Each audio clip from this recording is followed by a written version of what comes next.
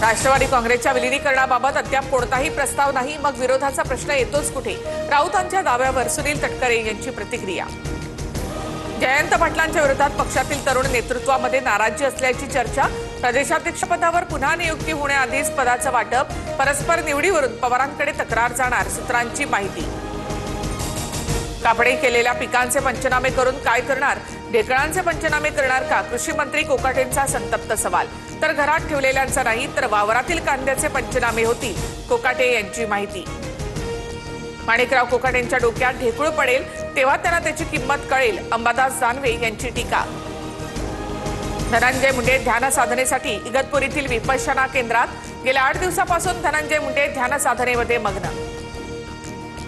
धनंजय मुंडे यांनी अगोदरच ध्यान साधनेचा मार्ग शोधला, ही चांगली गोष्ट. मंत्रिपदानंतर मुंडेंची आमदारकी सुद्धा जाणार आहेच. लवकरच अजितदादा पक्षातून देखील हकालपट्टी करतील. करुणा मुंडेंचा धनंजय मुंडे यांच्यावर निशाणा. 2652 लाडक्या बहिणी निघाल्या. सरकारी कर्मचारी 3,58,00,000 वसुली करण्यात येणार.